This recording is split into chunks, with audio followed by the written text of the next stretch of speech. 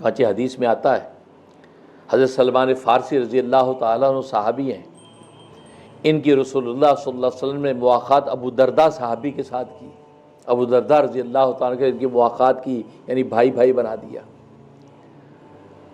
حضرت سلمان فارسی رضی اللہ تعالیٰ عنہ حضرت ابو درداء کے گھر میں آئے تو گھر والی کو دیکھا کہ میلے کپڑے پہنے ہوئے ہیں، نہ کوئی بناؤ سنگھار ہے نہ کچھ ہے، بس الول جلول حالت میں بیٹھی ہیں۔ حضرت سلمان فارسی رضی اللہ عنہ نے پوچھا کہ بہن خیریت ہے، یہ تمہاری حالت کیسی ہے؟ کہا کہ کس کے لیے اپنی حالت بناؤں؟ کیا مطلب؟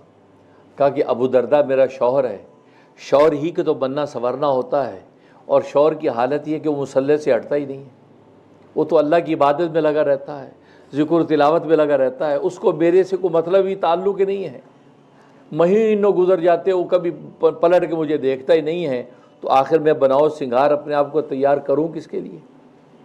اب یہ بات سنی تو ان کو بڑا دکھ ہوا۔ شام کو ابو درداء آئے، ابو درداء سے کہا کہ بھائی جان یہ کیا خبر ہے؟ آپ اللہ کی عبادت کریں، اللہ کے ذکر و اذکار میں لگیں، لیکن بیوی کا حق، بیوی تمہاری جو کس حال میں ہے اور تم ادھر نکاح ہی نہیں کرتے ہو؟ فرمایا انا لربک علیک حقا، تیرے رب کا بھی تجھ پہ حق ہے، لہٰذا تو اس کی عبادت کر۔ انا لزوجک علیک حقا، تیری بیوی کا تجھ پہ حق ہے، اس حق کو بھی تو ادا کر۔ انا لجسدک علیک حقا، تیرے جسم کا بھی تجھ پہ حق ہے، اس کو بھی آرام دے۔ الا لنفسک علیک حقا، تیرے نفس پر بھی تجھ پر حق ہے، اس نفس کا بھی حق ادا کر۔ لیکن یہ طریقہ نہیں ہے کہ تو جب مستقل اللہ تبارک و تعالیٰ کی عبادت میں لگا ہوا ہے اور بیوی تمہاری منتظر بیٹھی ہے۔ یہ بات کہی۔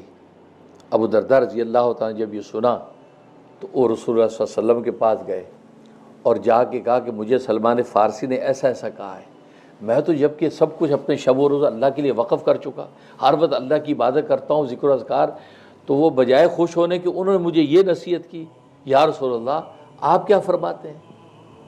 تو رسول اللہ صلی اللہ علیہ وسلم صدق سلمان نے سچ کہا، سلمان نے سچ کہا، ٹھیک کہا کہ بے شک اللہ کا بھی تجھ پہ حق ہے، لیکن اللہ کے غیر جو رشتے تیرے ساتھ اللہ نے جوڑے ان کا بھی تجھ پہ حق ہے۔ تو دیکھو یہاں پر عبادت کا حق ہے، اللہ تبارک و تعالیٰ کے ساتھ ہمارا رشتہ عبادت کا ہے، لیکن عبادت کی بھی ایک لمیٹیشن اللہ تبارک و تعالیٰ قائم رکھی ہیں، اس لمٹ کے مطابق ہم اللہ کی عبادت بھی کریں، لیکن اب اس کے علاوہ جو رشتے ہیں، بیوی ہے، بچے ہیں، عزیز و اقارب ہیں، دوست یار ہیں، ماحول معاشرہ، اس کا بھی تو حق ہے، وہ حق کیسے ادا ہوگا؟ تمہاری اپنی جسم و جان ہے، اس کا آرام و راحت ہے، اس کا حق کیسے ادا ہوگا؟ تو نبی کریم صلی اللہ علیہ وسلم نے سلمان فارسی کی تصدیق کی کہ بالکل درست کہا کہ تمہیں اللہ کی عبادت کے ساتھ ساتھ دوسرے رشتوں کا بھی حق ادا کرنا ہے۔